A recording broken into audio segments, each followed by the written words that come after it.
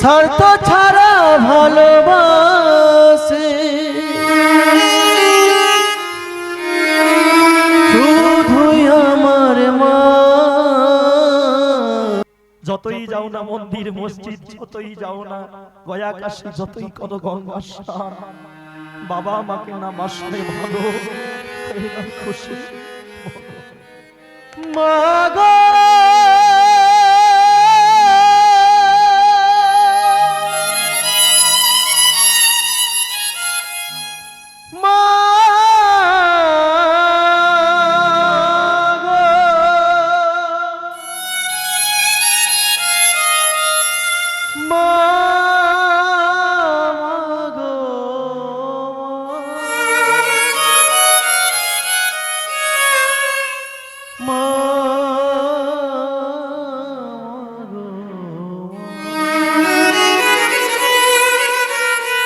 এই ভক্তমণ্ডলী মায়েরা, একটা ঘটনা তোমাদের কাছে বলি। এই ঘটনাটা শুনলে বুঝতে পারবে জগতে মায়েরা কেমন হয় আজকের দিনে, আর আমরা ছেলেরা কুলাঙ্গার গুলো কেমন তৈরি হয়েছে। আস্তে কথা নয়, আস্তে আস্তে। যে বসবে বসবে, চুপচাপ বসো, কথা বলো না।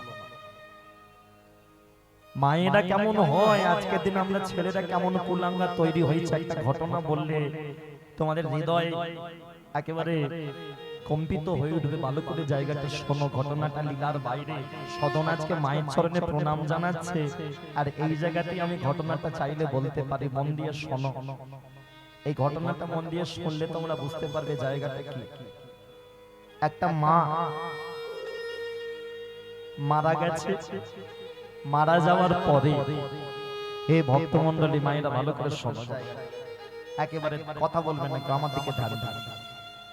মা মারা গেছে, মাকে শ্মশানে মুখে আগুন দিয়ে দাহ করে ছেলে কি নাই, মায়ের মুখে আগুন করলে সাদা ধুতি, গলায় একটা সাদা ওড়না, গলায় একটা কি বলবো ধুতি ছেঁড়া দিয়ে চাবি ঝোলায়, ওটাকে কি বলে বাঙালি আমাদের ছেউড়ে কাঁচা বলে তো নাকি, হ্যাঁ কি বলে?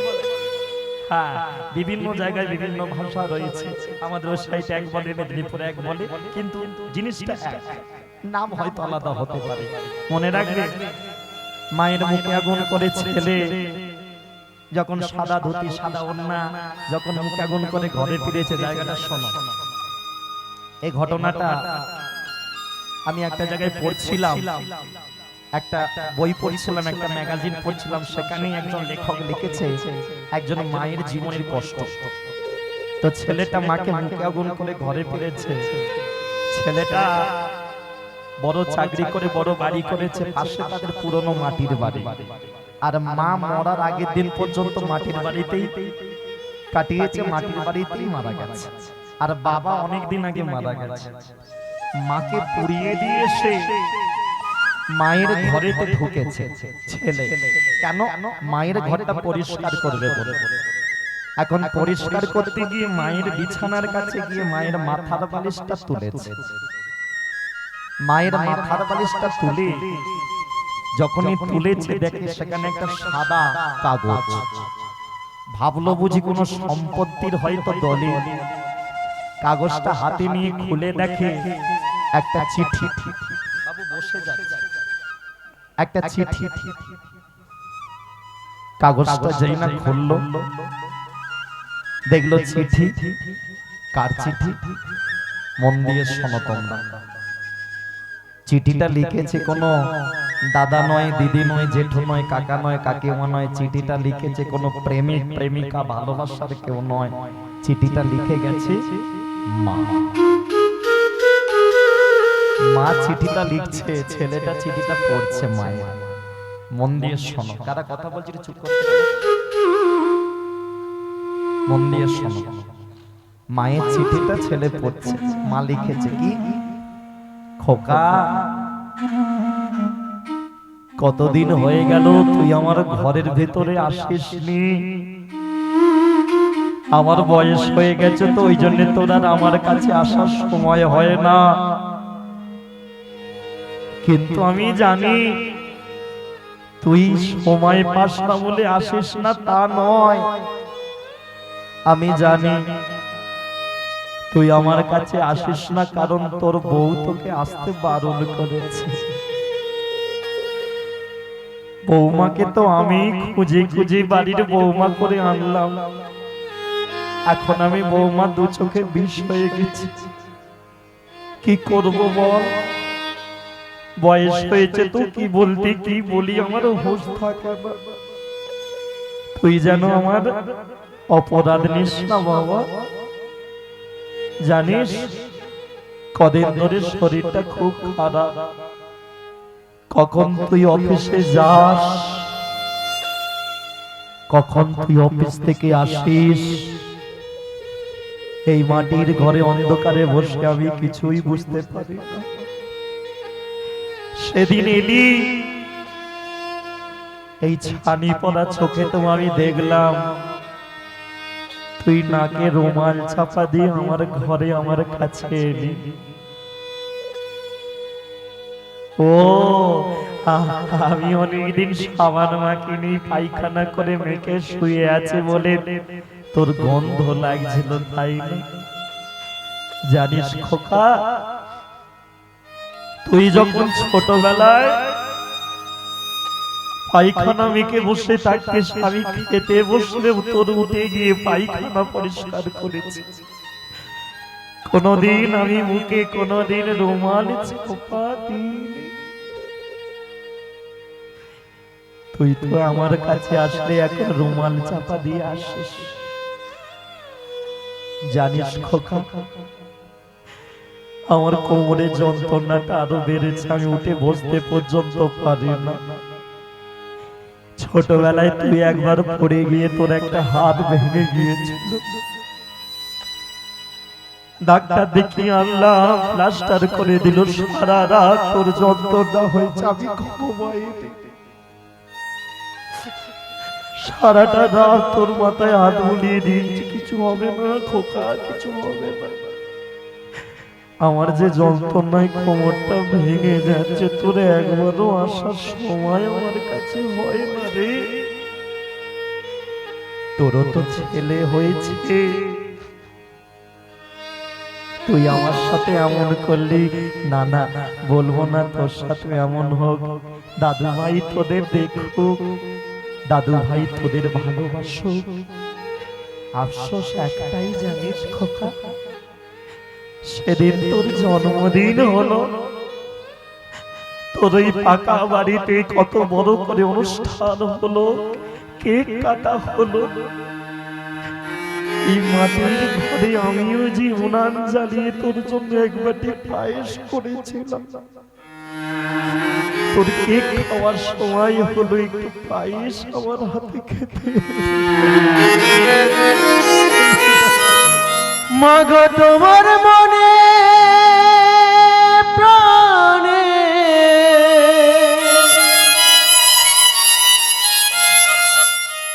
কত ভালোবাসা,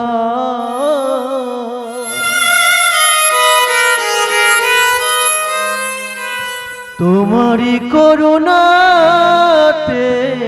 মা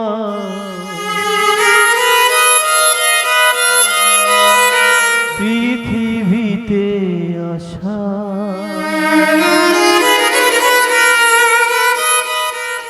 ও গো মা,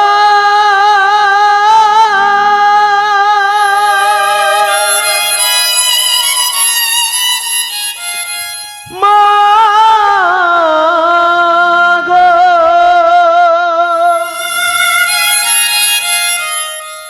আমার জননী গো,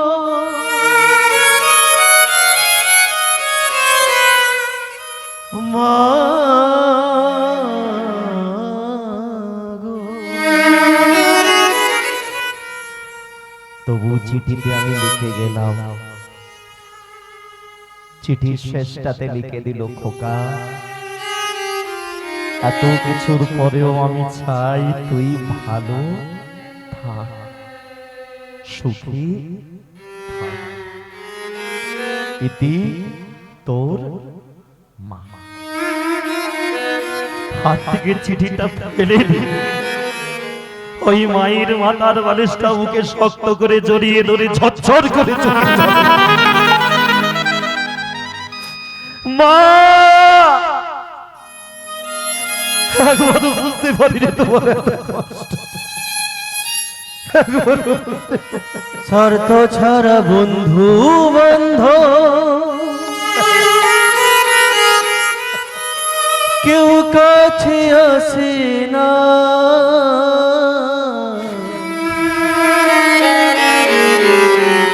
বিনা স্বার্থে দুনিয়ায় কেউ ভালোবাসে না। স্বার্থ ছাড়া ভালোবাসে শুধুই আমার মা,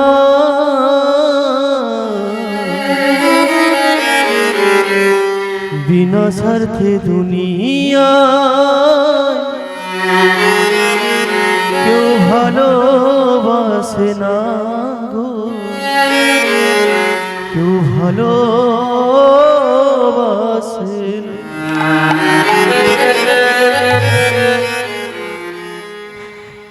যতই মায়ের বালিশ জড়িয়ে ধরে কাঁদুক মাকে ফিরে আসবে।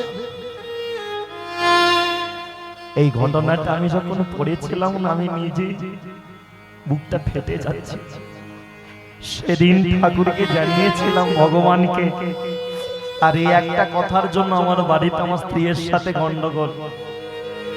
আমি ঠাকুরের কাছে প্রতিনিয়ত জানাই, ঠাকুর আমি বেঁচে থাকি, আমার মাও বেঁচে থাকুক, যদি কখনো এমন হয় কারো যাওয়ার সময় হয়ে যায়, আমার মায়ের আয়ু যেন আমার মা পায়, মায়ের আগে যেন আমি যেন মরতে পারি। জীবনে এর থেকে বড় পাওনার হয় না। আজকে সদন কাঁদছে, মায়ের চরণ দুটো জড়িয়ে ধরে আমি কোন দিকে যাব? একদিকে ভগবান, একদিকে মা। কিন্তু মাই তোমায় শিখিয়েছিল ভগবান পেলে ভগবান কাকে ধরে। ওই মায়ের চরণে প্রণাম করে ভক্ত সদন কসাই শালগ্রামে শিলা সঙ্গে করে জগন্নাথ মন্দিরের পথে রওনা দিল। মায়ের চরণে প্রণাম করে আজকে চলেছে সদন জগন্নাথ। আমি আসছি ঠাকুর, আমি আসছি, আমার মায়ের আশীর্বাদ আমার সাথে আছে, আমার বাবার আশীর্বাদ আমার সাথে আছে। আমি আসছি ঠাকুর, আমি আর মাংস কাটবো না, আমি বাকি জীবন তোমারই চরণে। চলেছি জগন্নাথের কাছে। ঠাকুর জয় জগন্নাথ, প্রভু জগন্নাথ,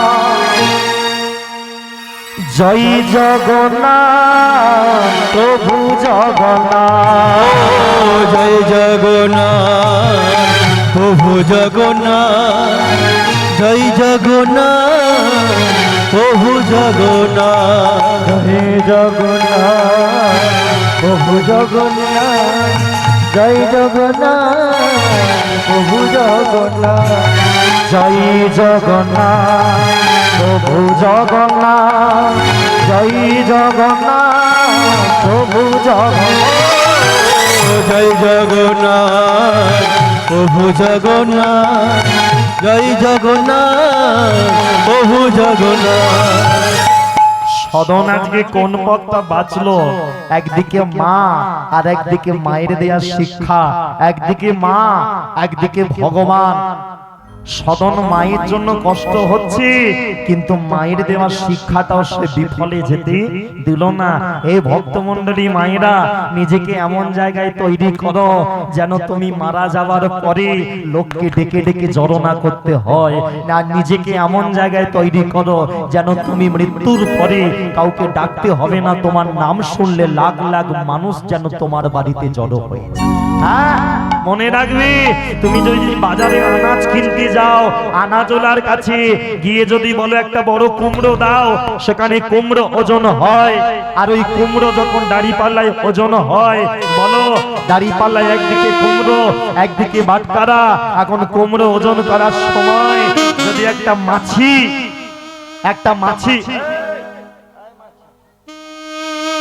মাছি যদি বাটখারার উপরে সে পড়ে বসে,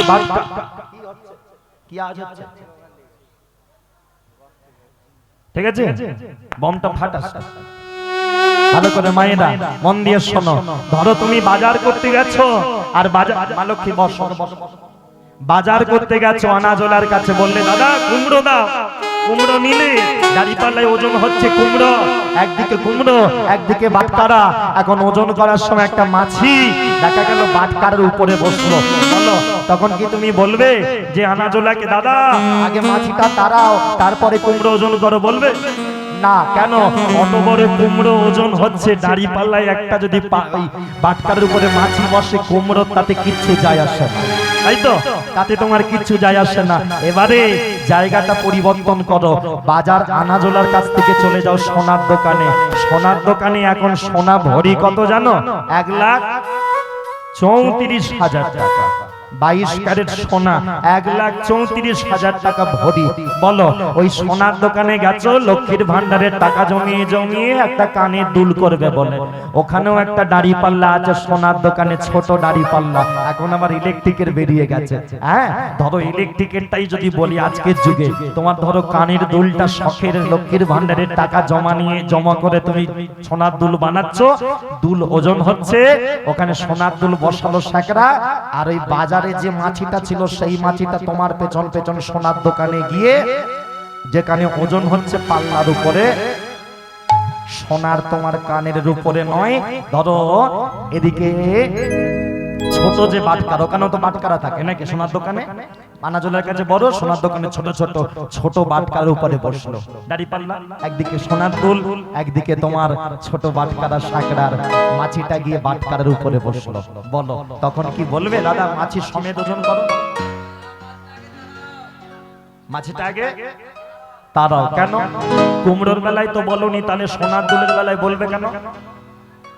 হ্যাঁ, সোনার দাম বেশি সেটা যেমন বড়, দ্বিতীয় বড় কথা হলো কুমড়োর কাছে মাছি কিছু করতে না পারলেও সোনার দোকানে মাছি ওই বাটখারাতে বসলে একটু হলেও 2-5 হাজার টাকা এদিক ওদিক করে দিতে পারে।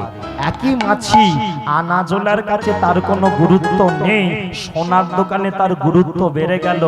একই মানুষ 5 জায়গায় ঘুরে বেড়াচ্ছ, কোনো গুরুত্ব নেই, আবার একই মানুষ সে কোথাও যায় না, ঘরে বসে থাকে, লোকে তার নিয়ে আলোচনা করে। নিজেকে তাহলে তৈরি করো এমন, এখানে হরিনাম শুনতে এলেও যেন বলে হাই গো সেই কাকিমাটা এইছে কি ভালো মানুষ, আর না এলেও যেন বলে সেই ভালো কাকিমাটা এলো না। এইটা যদি নিজেকে তৈরি করতে পারো, জীবনে আর তোমাকে কিছু চাই না। এটাই গৌরব পারে। তাই জন্য আজকে সদন বুঝে নিল মায়ের দেওয়া শিক্ষা, আর ভগবান ও মায়ের দেওয়া শিক্ষাটা গ্রহণ করে ভগবানের কাছে চলেছে। জগন্নাথ জয় জগন্নাথ, প্রভু জগন্নাথ জয় জগন্নাথ, প্রভু জগন্নাথ জয় জগন্নাথ, প্রভু জগন্নাথ জয় জগন্নাথ, প্রভু জগন্নাথ জয় জগন্নাথ, প্রভু জগন্নাথ জয় জগন্নাথ, প্রভু জগন্নাথ জয় জগন্নাথ, প্রভু জগন্নাথ জয় জগন্নাথ, প্রভু জগন্নাথ জয় জগন্নাথ, প্রভু জগন্নাথ জয় জগন্নাথ, প্রভু জগন্নাথ জয় জগন্নাথ, জয় জগন্নাথ, প্রভু জগন্নাথ জয় জগন্নাথ, অনাথের নাথ জয় জগন্নাথ, অনাথের নাথ জয় জগন্নাথ, তুমি প্রভু জগন্নাথ জয় জগন্নাথ। আচ্ছা সদন তো মাংস কাটতো, পাপী, তার পাপ একটু হলেও আছে। এখানে তোমরা যে আছো একটাও জীবনে পাপ করোনি এমন একজন হাত তোলো তো দেখি।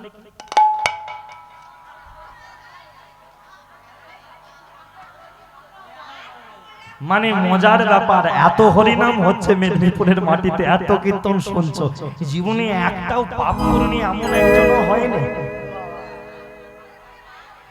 তার মানে সবাই আমরা পাপী। এত যদি বোঝো তাও তুমি হরিনাম কেন করছো? এত বোঝার পরেও হরিনাম করছে না। হ্যাঁ, কেউ সাহস করে হাত তুললো না যে আমি পাপী নয়, তাও সে হরিনাম করছে না। হ্যাঁ, এখানে এই যে হরিনাম হচ্ছে, এই কজন আছে যারা সেবা করে বাড়ি গেল, এখানে হরিনাম তোমরা বিনা পয়সায় শুনছো। এক্ষুনি যদি রটিয়ে দেওয়া হয়, যে যে কীর্তন শুনবে তার হাতে 500 টাকা করে দেওয়া হবে।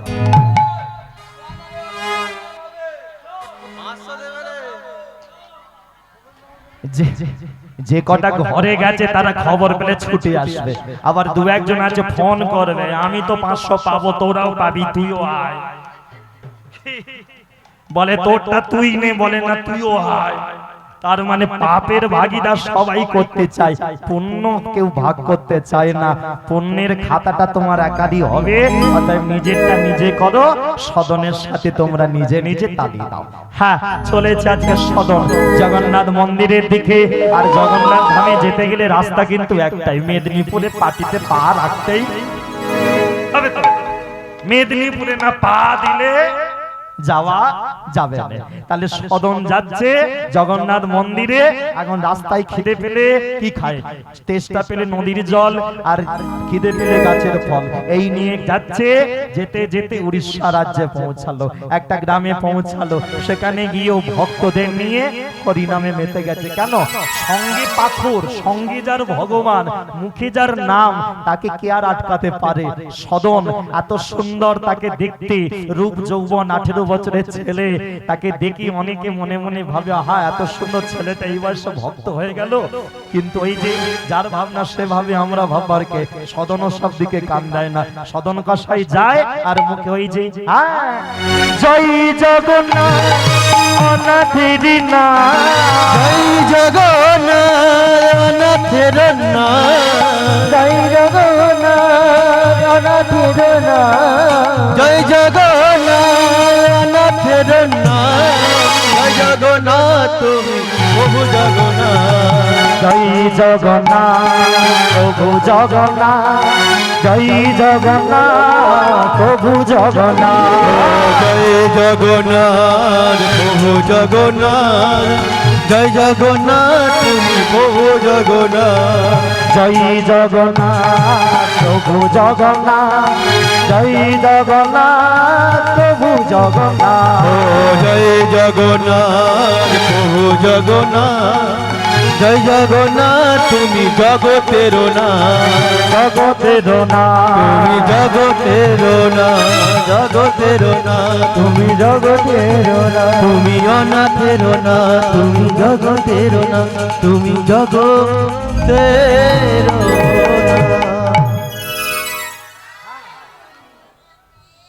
হ্যাঁ, যাদের এখনো ব্যাটারিতে চার্জ দেওয়া হয়নি,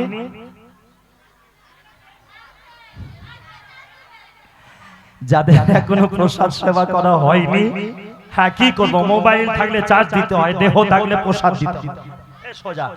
যাদের হয়নি তারা পাবে। আর লাস্টে ঠিক আছে তাই হবে লাস্ট। এতে কষ্ট কাদের জানো? তোমাদের নয়, কষ্ট কর্মীদের। ওরা 5টা পর্যন্ত থাকবে। এবার তোমাদের বাড়ির যদি কটা ছেলে পুলে থাকে তাহলে ঠিক করে নাও যে শেষে আমাদের একবার দিয়ে দিবে, ঠিক আছে? বলিয়ে হাত দুটো তুলে বলিয়ে নি তাই চাঁদ কি, গৌর সুন্দর কি, রাধা রানী কি, তাহলে খিদে পাচ্ছে কি? আর তোমাদের পাইনি, সদনের পেয়েছে, সদনের খিদে পেয়েছে। সদন কষাই আজকে একজনের বাড়ির সামনে দাঁড়িয়েছে, এই যে আমায় দুটো খেতে দাও, কে আছো বাড়িতে, আমায় দুটো খেতে দাও। এই ভক্তমণ্ডলী মায়েরা যেই বলেছে খিদে পেয়েছে খেতে দাও, যে বাড়ির সামনে সদন কষাই দাঁড়িয়েছে সেই বাড়ির ভিতর থেকে বেরিয়ে এলো কে জানো?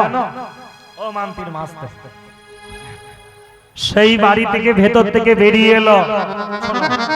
লীলাটা শেষ করি, দাঁড়িয়ে নাচবে, আনন্দ করবে, ঠিক আছে? 11:30 কীর্তন শুরু হয়ে গেছে, বেজে গেছে 3টে। শোনো, সদন কসাই যেই বলেছে আমাকে দুটো খেতে দাও, খিদে পেয়েছে, যে বাড়ির সামনে গেছে সেই বাড়িরই একটা মেয়ে, বাড়ির বউ বাইরে এসেছে। বাড়ির বউটা বাইরে এসে সদন কসাইয়ের দিকে তাকালো। ও মায়েরা, সদন যখন মাংস কাটতো তখন ওর বেশভূষা ছিল অন্যরকম। আজকে সদন ভক্ত হয়ে গেছে, সদনের বেশভূষা হয়ে গেছে অন্যরকম। কেমন? গেরুয়া ধুতি, গেরুয়া পাঞ্জাবি, গলায় গেরুয়া ওড়না, কপালে তিলক, গলায় মালা, আর সঙ্গে হাতে শালগ্রাম শিলা। এই হলো সদনের রূপ। আর এই রূপ দর্শন করে সদন কসাইয়ের ছেলে হতে পারে, কিন্তু দেখতে সদনকে এত সুন্দর, যে বাড়িতে গিয়ে খিদে পেয়েছে খাবার চাইতে গেছে সেই বাড়িরই বউ, সেই বাড়ির বউটা বাইরে এসে বাবাজিকে দেখলো, সদন বাবাজি। মনে মনে ভাবছে বাবাজিকে কত সুন্দর দেখতে, এই বাবাজিকে যদি আমি আমার স্বামী রূপে পেতে পারতাম তাহলে জীবনে আমার কত ভালো হতো। ভক্তমণ্ডলী মায়েরা, এখানে যে কজন আছো, এটা কিন্তু বাস্তব কথা। নিজের ঘরের লোককে ভালো লাগে না, বাইরে কেউ হেঁটে গেলে মনে হতো ওইটার মতো যদি আমারও হতো, তাই না? নিজের ঘরের লোককে ভালো লাগে না। ওরে বাবা, বাইরের লোককে মন দেবার আগে ঘরের লোককে মনটা তুমি দাও। ঘরের লোককে মন দিলে ঘরের লোক তোমাকে, মনে হচ্ছে ব্যাটারি শেষ হয়ে গেছে, আপ ডাউন করছে, দেখো। ঘরের লোককে মন দিলে ঘরের লোক তোমাকে আগলে রাখবে, আর বাইরের লোককে মন দিলে টাকা নিয়ে, মানে কাঁচা বাংলায় যদি বলা যায় টাকা ঝেড়ে নিয়েছে, তাহলে কোন দিকে তুমি যাবে? কিন্তু কলিযুগেতে তাই হচ্ছে। জায়গাটা মানো করে মন দিয়ে শোনো। সদন কসাইকেই সেই বাড়ির বউ সদনকে দেখলে সদনের প্রেমে পড়ে গেছে। সদন কসাই তার সাথে বাবাজি হয়ে গেছে, বাবাজির প্রেমে পড়ে গেছে বাড়ির বউটা। আবার বাড়ির বউটা প্রেমে পড়ে গিয়ে বলল, বাবাজি আজকে রাতটুকু আপনি আমাদের বাড়িতে থাকুন, আমাদের বাড়িতে খাওয়া দাওয়া করবেন। আপনি তো বাবাজি, আমাদের বাড়িতে একটু নাম টাম করবেন, তাহলে আমাদের বাড়িটা একটু পবিত্র হবে, আর আপনি যা খেতে চাইবেন আমি তাই খাওয়াবো। ব্যাস। সদন দেখলো সন্ধে হতে চললো, রাত হবে। এই রাতের বেলা আর আমি জগন্নাথ মন্দিরের পথে রওনা দেব না, কালকে সকাল সকাল রওনা দেব, তাই বরং ভালো হবে এই রাতটুকু এই মায়ের বাড়িতেই আমি থেকে যাই। আর এই সদনের জীবনে এটাই হলো সব থেকে বড় কাল, কি ওই বাড়িতে থেকে যাওয়া। যে বাড়িতে রয়ে গেল, বাড়ির বউটাকে সদন কসাই মা বলে সম্বোধন করলো। হ্যাঁ মা, আমি তোমাদের বাড়িতেই থাকবো। সদন বলছে মা, কিন্তু বাড়ির বউটা চাইছে সদনকে কি ভালোবেসেছে, আমার স্বামী রূপে পেতে চাই। তাহলে দুজনের চিন্তা ভাবনাটা দু জায়গায়। ভক্তমণ্ডলী মায়েরা, সন্ধ্যে থেকে রাত হলো, রাতের খাবারের আয়োজন করলো বাড়ির বউ। বাড়ির বউটা সুন্দর করে রন্ধন করে সদনকে খেতে দিয়েছে, সদনকে বাতাস করে দিচ্ছে। বাড়ির স্বামী কাজ টাজ করে যখন বাড়ি ফিরলো, তাকে বলল, জানো আমাদের বাড়িতে একজন বাবাজি এসেছে। হ্যাঁ, স্বামী বলে দিল, অতি আস্তে আস্তে আস্তে অতি বড় ভাগ্যের ফলে বাড়িতে ব্রাহ্মণ বৈষ্ণব আসিয়া মেলে, তুমি মন প্রাণ ভরে সেবা দাও, কোনো চিন্তা নেই, তুমি আমাকেও সেবা দাও, আমি সেবা করে ঘুমাবো। সারাদিন ক্লান্তি হয়েছে আমার, অনেক খাটাখাটনি হয়েছে, আমি ঘুমাবো। ভক্তমণ্ডলী মায়েরা, স্বামী সারাদিন কর্ম করে এসে বলছে আমি ঘুমাবো, কিন্তু বাড়ির বউটা সে চাইছে, মনে মনে কি ভাবছে জানো?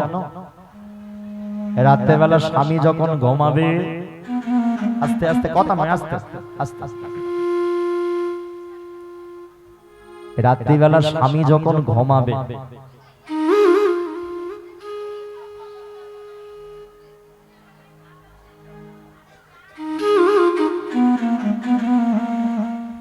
কথা বলো না, আস্তে আস্তে, জয়নিত মনিটরে পুরো এ হয়ে গেছে। ও মায়েরা, বাড়ির বউ চিন্তা করলো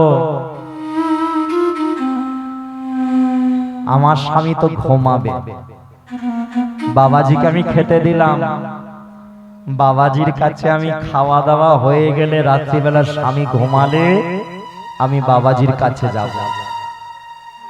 আমার তো বিয়ে হয়ে গেছে, আমার স্বামী ঘুমাবে, আমি বাড়ির বউ, বাবাজিকে দেখে মনে হচ্ছে বাবাজির বিয়ে হয়নি, আমি বাড়ির বউ, আমি রাত্রিবেলা বাবাজির কাছে যাব, আর বাবাজির কাছে গিয়ে আমি একটা প্রস্তাব রাখবো। সেই প্রস্তাবটা হবে, হয় তুমি আমাকে বাবাজি বিয়ে করো, আমি তোমাকে ভালোবাসি, আর না হয় বাবাজি আমি আমার এই মন প্রাণ আমার দেহ পর্যন্ত আমি বাবাজিকে সমর্পণ করে দেব। এই জায়গাটাতে লীলার কেমন জায়গাটা তৈরি হচ্ছে। রাতের প্রসাদ সেবা চলছে, সুন্দর করে বাড়ির বউ রন্ধন করে সেবা দিল। স্বামী যখন ঘুমালো, সেবা টেবার পরে স্বামী ঘুমানোর পরে সংসারের সমস্ত কাজ শেষ করে বাড়ির বউটা সদন কসাইয়ের কাছে গেছে। সদন কসাইয়ের সামনে গিয়ে বসলো। বলো মা, এই রাতের বেলা তুমি আমার কাছে কি মনে করে এলে? ও বাবাজি, তুমি তো বাবাজি, আমার একটা মনের ইচ্ছে পূরণ করবে। বলো মা, কি তোমার মনের ইচ্ছে বলো মা। বাড়ির বউ বলে দিল, বাবাজি তুমি আমাকে মা বলো না, আমি মা হতে তোমার চাই না, আমি তোমার সাথে আমি তোমার স্ত্রীর মর্যাদা পেতে চাই। অসম্ভব, তোমার মাথা খারাপ হয়ে গেছে, তোমার ঘরে স্বামী ঘুমাচ্ছে, আমি তোমাকে মা বলে সম্বোধন করেছি, এ তোমার কি মনের পরিকল্পনা? ছি ছি, লজ্জা করে না তোমার এই কথা বলছো? বাড়ির বউটা এও বলে দিল, শুনুন বাবাজি, আপনার কাছে দুটো রাস্তা খোলা আছে, হয় আপনি আমাকে স্ত্রীর মর্যাদা দেন, আমাকে আপনার সঙ্গে নিয়ে চলুন, আর না হয় আজকে রাতের মধ্যেই আমি আপনার কাছে নিজেকে সমর্পণ করে দিলাম, আপনি আমাকে কেউ খারাপ ভাবে নিও না, আপনি আমাকে ভোগ করুন। সদন কসাই হাত দুটো জড়ো করে বলে, মা আমি তোমাকে মা বলে সম্বোধন করেছি, তার থেকেও বড় কথা তোমার ঘরে স্বামী রয়েছে, এই কথা তুমি বলছো কি করে? স্বামী হলো পরম দেবতা। বাড়ির বউটা কি ভাবলো জানো? তার মানে বাবাজি আমাকে গ্রহণ করতো, আমার স্বামী আছে বলে করেনি, স্বামী আছে বলে আমাকে গ্রহণ করছে না। তাহলে স্বামী যদি না থাকে, কি স্বামী যদি না থাকে, বাবাজি আপনি আমাকে গ্রহণ করবেন না, তোমার স্বামী আছে। শেষবারের মতো বলছে, আপনি আমাকে গ্রহণ করবেন না, তোমার স্বামী আছে। বারবার একটা কথা যখন স্বামী আছে স্বামী আছে বললো, বাড়ির বউটা বুঝে নিল তার মানে স্বামীর জন্যই এত সমস্যা, স্বামীকেই রাস্তার কাঁটা সরিয়ে ফেলতে হবে। ঘরে ঢুকলো, বাবাজির কাছ থেকে দাওয়া থেকে ঘরের ভেতরে, রান্নাঘর থেকে ধারালো ছুরিটা হাতে নিয়েছে। ধারালো ছুরিটা, মনিটর বসে গেছে, মনিটর দেখা একবার, ধারালো ছুরি হাতে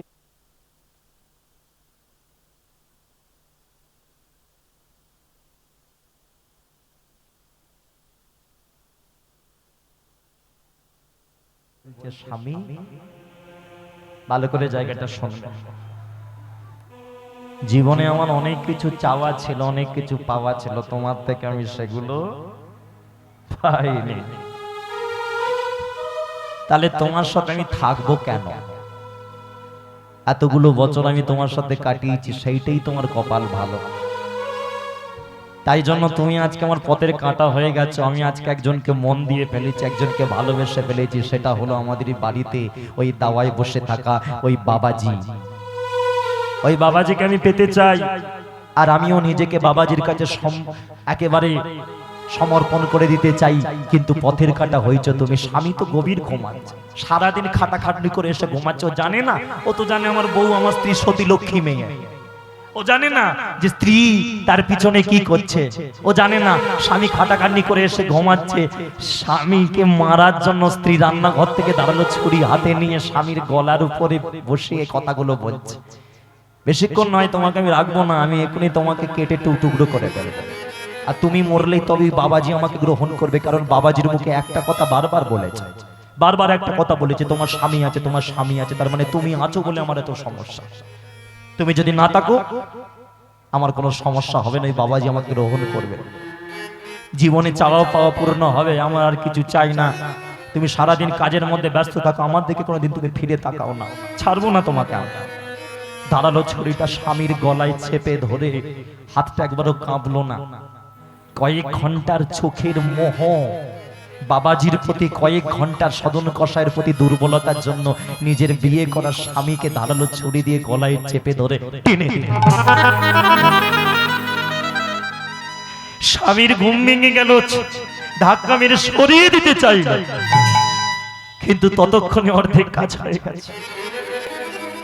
ছটফট করতে করতে ওই ঘরের ভিতরেই, যাতে চিৎকার করতে না পারে, বাবাজি যাতে চিৎকার শুনে ঘরের ভিতরে না চলে আসে, এক হাত দিয়ে মুখটাকে চেপে ধরে এক হাত দিয়ে গলায় ছুরিটা চালাতে চায়।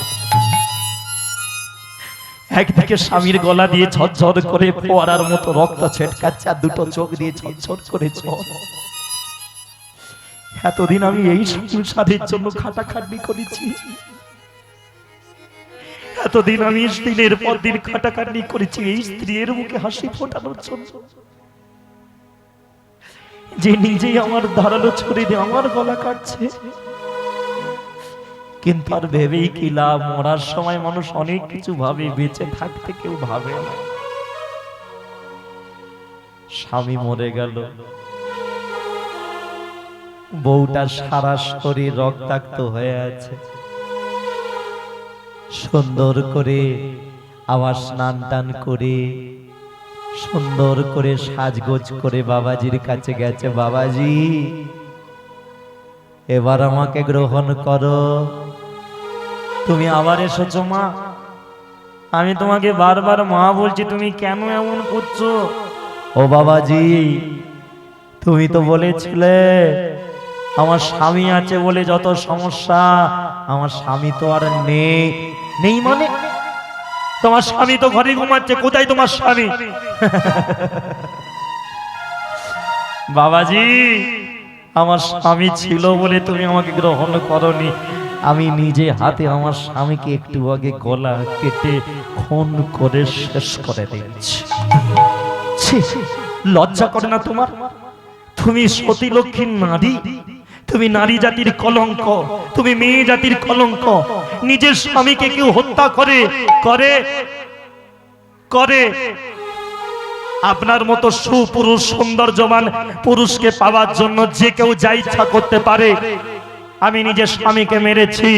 আপনি যদি এখনো পর্যন্ত আমাকে গ্রহণ না করেন, তাহলে আমি সবাইকে চিৎকার করে বলে দেব, আপনি আমার উপর জোর করতে এসেছিলেন। আমার স্বামী বাধা দিতে গিয়েছিল বলে আপনি আমার স্বামীকে গলা কেটে খুন করেছেন। সদন হাতে শালগ্রাম শিলাটা শক্ত করে জড়িয়ে ধরেছে। ঠাকুর, এ তুমি কেমন দোটানায় এনে আমার দাঁড় করালে? এই মেয়েটাকে তো আমি মা বলে ডেকেছি, ও আমাকে পাওয়ার জন্য নিজের স্বামীকে গলা কেটে মেরেছে। আবার বলছে আমি যদি ওকে গ্রহণ না করি, সবাইকে বলবে আমি ওকে জোর করেছি, ওর স্বামীকে নাকি আমি মেরেছি। না, ও যা পারে বলুক, দোষ আমার ঘাড়ে দেবে দিক, তবু আমি এই পাপ কাজ করতে পারবো না। না মা, আমি তোমায় গ্রহণ করতে পারবো না, তুমি যা করবে করে নাও, আমি আমার ধর্ম থেকে নড়ব না। এই ভক্তমণ্ডলী, ভক্তিমতী মায়েরা, সেই মেয়ে সেই বউ চিৎকার করে গ্রামের সবাইকে ডাকলো, সবাইকে বাবাজির নামে নালিশ জানালো। রাজার কাছে বিচার চলে গেল। রাজ দরবারে বিচার চলছে। রাজা আজকে বাবাজি সদন কসাইকে বলছে, সদন সত্যি করে বলো, তুমি কি কোনো অপরাধ করেছো? তুমি কি এই মেয়েটার সাথে জোর করতে গিয়েছিলে? তুমি কি ওর স্বামীকে গলা কেটে মেরেছো? এখানে যে কজন আছো ভালো করে বুঝে নাও, বৈষ্ণব হওয়া ছেলে কালা কথা নয়। তৃণাদ বিষ্ণুনেছেন তর রিপু সহিষ্ণুনা অমানীন মানদেন কীর্তনীয় সদা হরি। বৈষ্ণব যে হয় নিজে দোষ নিয়ে নেয়, দোষ কারো ঘাড়ে তবু চাপিয়ে দেয় না।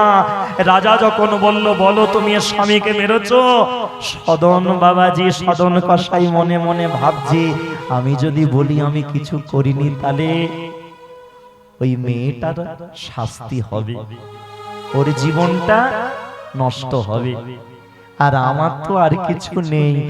আমি না হয় দোষটা আমার ঘরে নিয়ে নিলাম, তবু তো মেয়েটা জীবনটা বেঁচে যাবে। এই ভক্তমণ্ডলী, ভক্তিমতী মায়েরা, সদন নিজে মুখে স্বীকার করলো, যা হয়েছে তাতে আমারই দোষ, যা কিছু ঘটেছে তাতে আমারই দোষ। রাজা আদেশ দিল, কে কোথায় আছো? সদন কসাইয়ের হাত দুটো দু সাইডে বাঁধো। যে হাত দিয়ে ও একটা বাড়ির মেয়েকে জোর করতে যায়, যে হাত দিয়ে তার স্বামীকে হত্যা করে, বাবাজি মানুষ, ওকে পুরোপুরি মারা যাবে না, আমরা পাপের ভাগীদার হয়ে যাব। তাই এক কাজ করো, অল্পের মধ্যে দিও দুটো হাত বরঞ্চ কেটে দাও।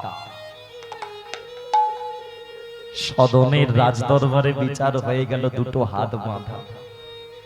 ভালো করে বোঝো, আজকের দিনে আমরা একটু কিছু হলে আমরা বলি আমি কিছু করিনি, সব দোষের দোষী ও। এত বড় ঘটনাটাও কিন্তু সদন ভক্ত বাবাজি, ভগবানের প্রতি তার অগাধ বিশ্বাস, মনে মনে চিন্তা করছে, এই হাত আমার রাজা কাটবে, তার মানে এই হাত দিয়ে আমি মাংস কেটেছি, মাংস কেটেছি, তাহলে ভগবান সেই পাপের শাস্তি দিচ্ছে, পাপের প্রায়শ্চিত্ত হবে, আমার হাত কাটা যাবে। এই তো ব্যাপার, প্রাণে তো মরবো না, পা দুটো তো ঠিক থাকবে, জগন্নাথের কাছে আমি ঠিক পৌঁছে যাব, কোনো ব্যাপার নয়। হাত বেঁধে দিল, শালগ্রাম শিলাটাকে কোমরে ওড়নার মধ্যে শক্ত করে বেঁধে নিয়ে হাত দুটো দু সাইডে বাঁধা। যে হাত দিয়ে একদিন মাংস কেটেছি, সেই হাত নিমেষের মধ্যে সদনের দুটো হাত দেহ থেকে ছিন্ন বিচ্ছিন্ন করে দেওয়া। হাতটা কেটে যে মাটিতে পড়লো, মাটিতে হাতটা তখন ছটফট করছে, ছটফট করছে, একেবারে ঝরঝর করে দু সাইড দিয়ে হাত দিয়ে রক্ত, কিন্তু কিছু করার নেই। ঠাকুর, এটাই তো মানব, যে হাত দিয়ে আমি একদিন মাংস কেটেছি, যে হাত দিয়ে একদিন আমি কত পাপ করেছি, সেই হাত, আর আমার কিছু চাই না। না, হাত কাটা হয়ে গেছে, ওকে ছেড়ে দাও, ছেড়ে দাও। মাটিতে মুখ থুবড়ি খেয়ে পড়লো সদন কসাই, যেতে হবে আমাকে জগন্নাথের কাছে। মাটিতে গড়া গড়ে দিতে দিতে কোন রকমে উঠে দাঁড়ালো, কোন রকমে খোরাতে খোরাতে চলেছি জগন্নাথ। তুমি ফোটা বলে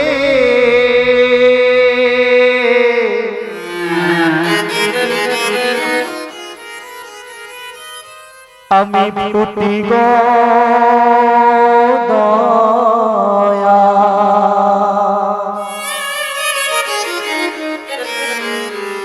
তুমি ছড়া বলে ঝরি, ও দয়া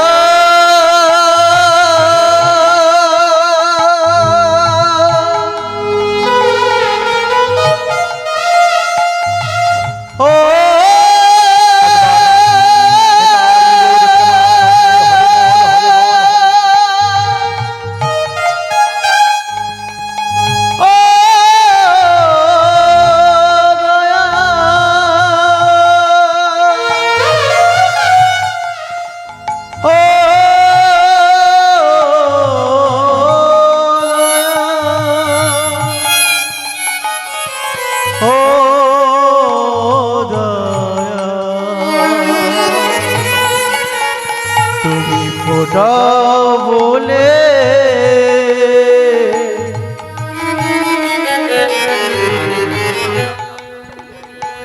আমরা ফুটি গো দয়া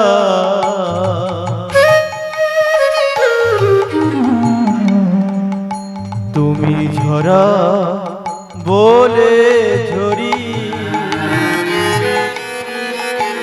তুমি ফোটাও বলে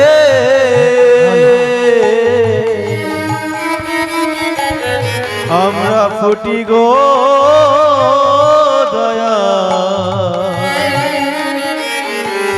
তুমি ঝরা বলে ঝরি তুমি হাসাও বলে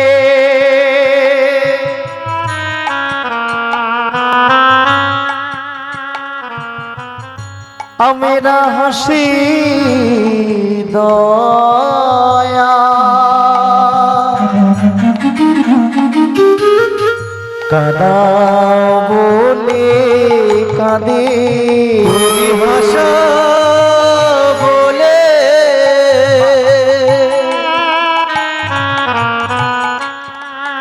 আমরা হাসি গো দয়া তুমি কাঁদা বলে কাঁদি তুমি ফোটা বলে একবার আমার গরি গো দয়া তুমি ঝরা বলে ঝরি তুমি ঝরা বলে ঝরি তুমি ঝরা বলে ঝরি এই ভক্তমণ্ডলে মায়েরা দুটো হাত নেই রক্তাক্ত দেহ নিয়ে চলেছে জগন্নাথের কাছে আর কিছু চাই না ঠাকুর। হয়তো আমি কিছুক্ষণ বাদে মরে যাব, এত রক্ত ক্ষয় হলে কি কেউ বেঁচে থাকে? আমাদের হাত আছে, এই হাত থেকে আমরা ভগবানের কাছে যেতে পারি। আজকে দুটো হাত কেটে নিয়েছে, তবু সে ভগবানের কাছে যাচ্ছে, জগন্নাথের কাছে। অনেকের পা নেই, তারা ভগবানের কাছে যাবে বলে, মন্দিরে যাবে বলে উঠে পড়ে লেগেছে। আমরা পা থেকেও যেতে পারি না। অনেকে কথা বলতে পারে না, তারা মনে মনে ভাবে যদি বলতে পারতাম ঠাকুর তোমার নাম গাইতাম, আমরা বলতে পেরেও বলি না। যারা শুনতে পায় না তারা ভাবছে যদি শুনতে পেতাম ভগবান তোমার গান শুনতাম, আমরা শুনতে পেয়েও শুনি। কোন রকমে মুখ থুবড়ি খায়, আবার উঠে দাঁড়ায়, আবার মুখ থুবড়ি খায়, উঠে দাঁড়ায়। এই করে করে পৌঁছালো জগন্নাথের মন্দিরের সামনে। জগন্নাথের মন্দিরের সামনে গিয়ে মাথা একেবারে মাটিতে লুটিয়ে পড়লো সদন কষায়, অচৈতন্য হয়ে গেল। কি হবে এবারে মনে হয় মরে গেল গো। কিন্তু যার আছে ভগবান তার নেই কোনো টেনশন। ভগবান যার আছে তার টেনশন কিছু নেই।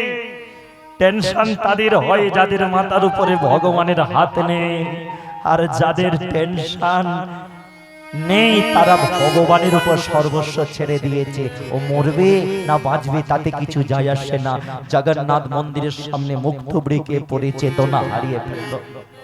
জগন্নাথ মন্দিরের ভেতরে পান্ডারা যখন জগন্নাথকে ভোগ নিবেদন করছে, দৈববাণী হচ্ছে, শোনো, আমারই মন্দিরের বাইরে পরম দয়াল পরম ভক্ত আমার এসেছে, যাও পালকি নিয়ে যাও, ওই পালকি করে আমারই ভক্তকে তোমরা তুলে নিয়ে সবার সম্মুখে।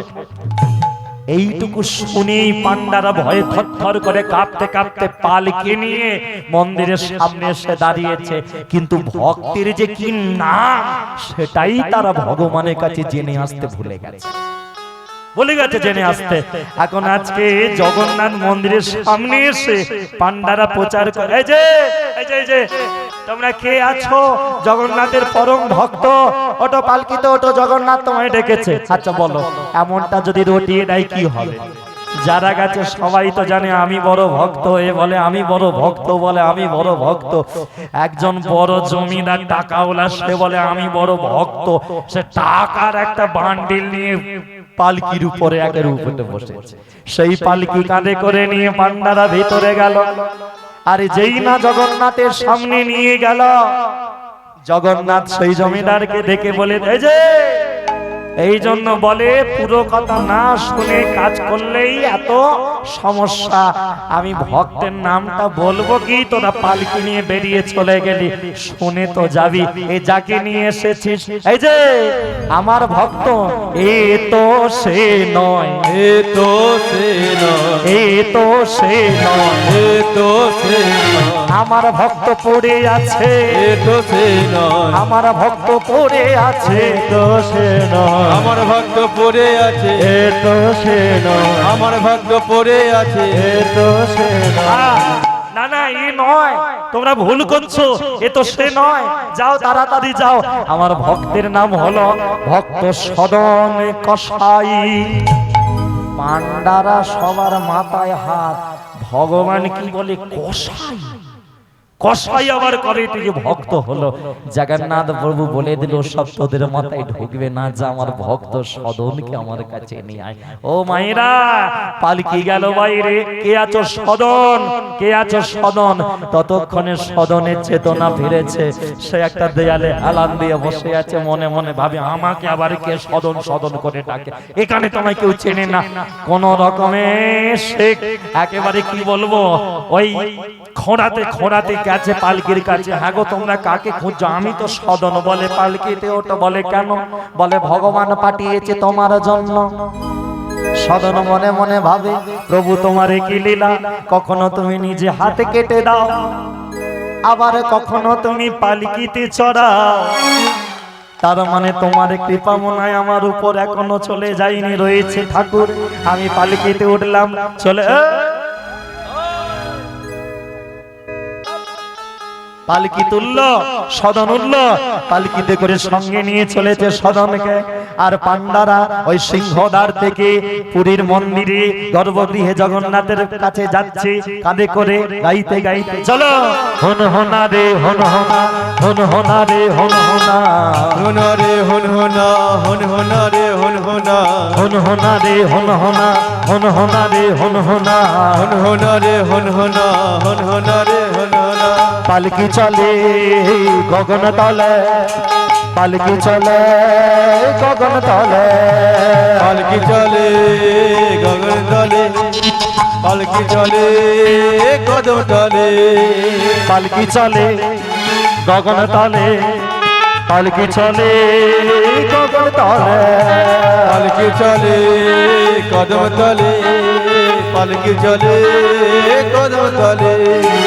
পালকিতে করে পান্ডারা নিয়ে এলো, সদনকে নিয়ে এলো কোথায়? জগন্নাথের সামনে।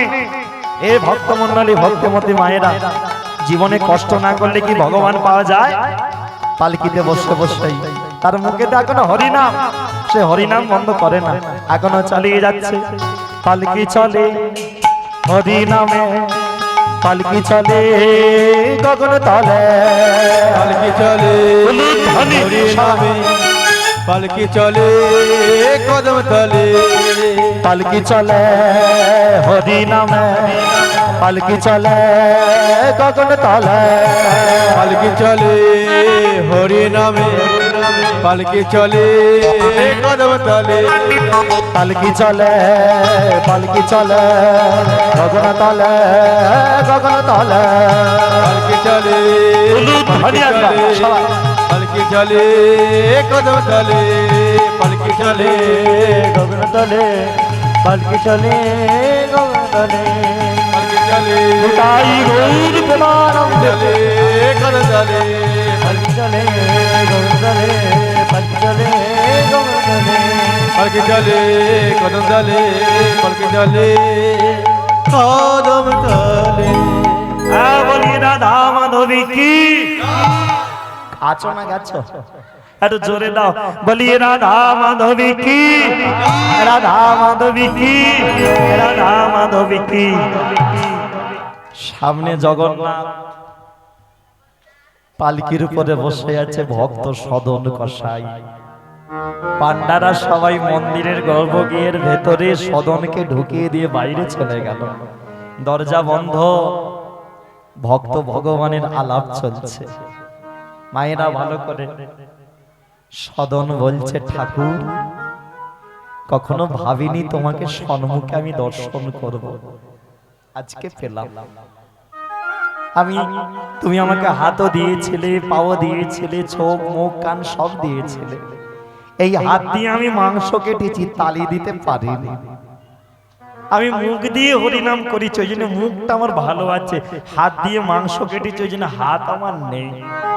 তোমার মন্দিরে এসেছি, আমার খুব ইচ্ছে হচ্ছে হাত দুটো জড়ো করে আমি তোমাকে একটা প্রণাম করব, কিন্তু পাচ্ছি না। আমি পাচ্ছি না, আমার যে হাতই নাই। তবে ভালো, তুমি জগন্নাথ, তুমি ঠুটো জগন্নাথ, তোমারও হাত নেই। আমি তোমার ভক্ত, আমারও হাত নেই। ভালোই হলো, ভক্ত ভগবান। জগন্নাথ বলে, কে বলেছে তোর হাত নেই? কথা নেই তো, আমার হাত তো কেটে দিয়েছে। আমার ইচ্ছে ছিল তোমার মন্দিরে আসবো, আমি পা দিয়ে হেঁটে আসবো, হাত দুটো জড়ো করে তোমায় প্রণাম করব, পূজা থালা নিয়ে তোমাকে আরতি করব, তোমাকে বরণ করব। হলো না, হলো না। আমার কতদিনের ইচ্ছে এই জগন্নাথ মন্দিরে এসে, ও জগন্নাথ দুটি পা দিয়ে কখনো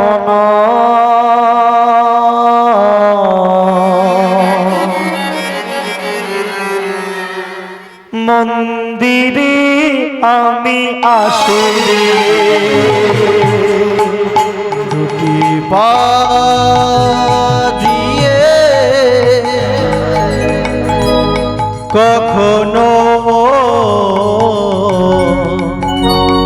মন্দিরে আমি আসিনি, দুটি পা দিয়ে কখনো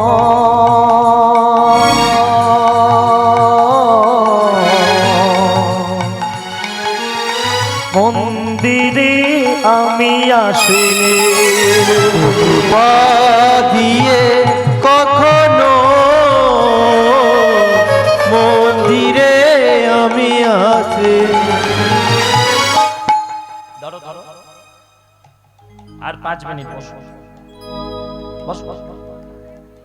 কেউ কাউকে থাকতে হবে না, বসো। হ্যাঁ, যার কেউ নেই তার ভগবান আছে, ঠিক আছে। দুটি পা দিয়ে কখনো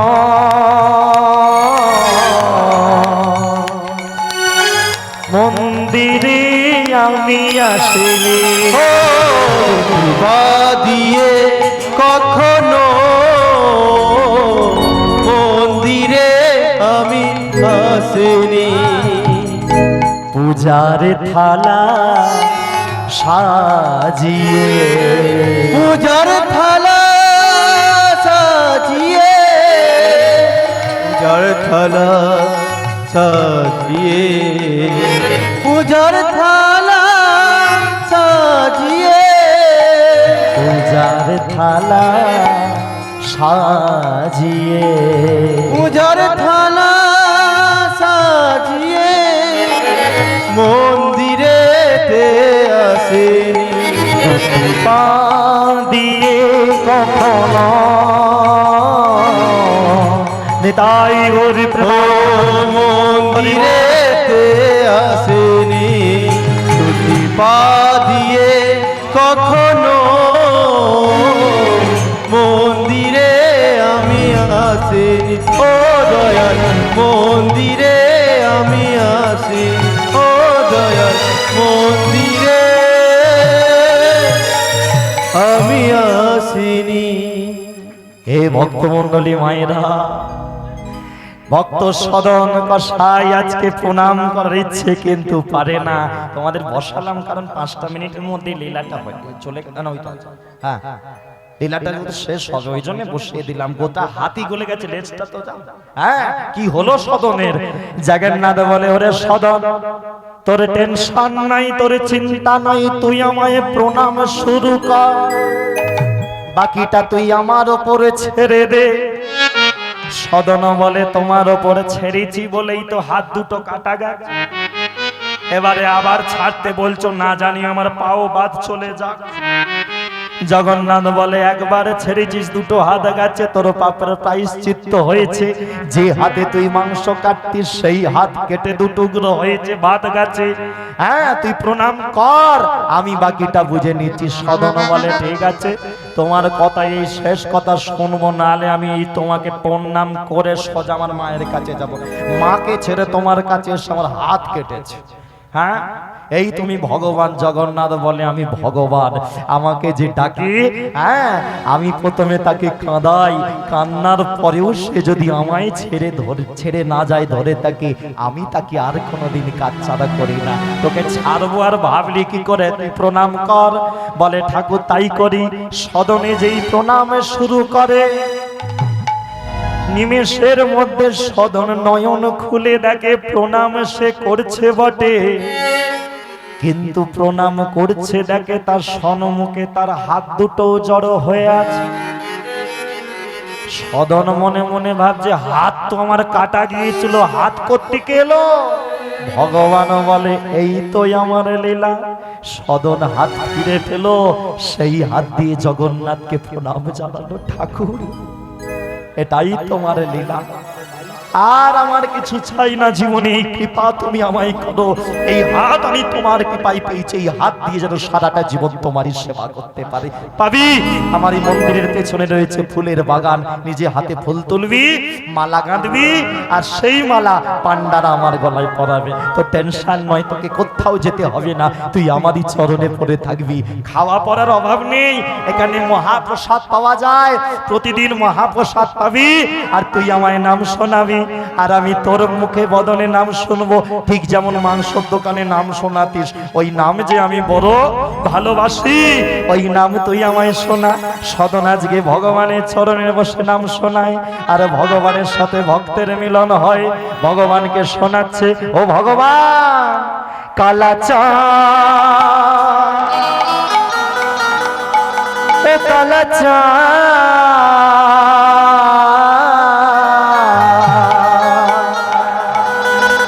ও কালাচাঁদ, চাঁদ বদনে চাঁদের বামে দাঁড়ালো।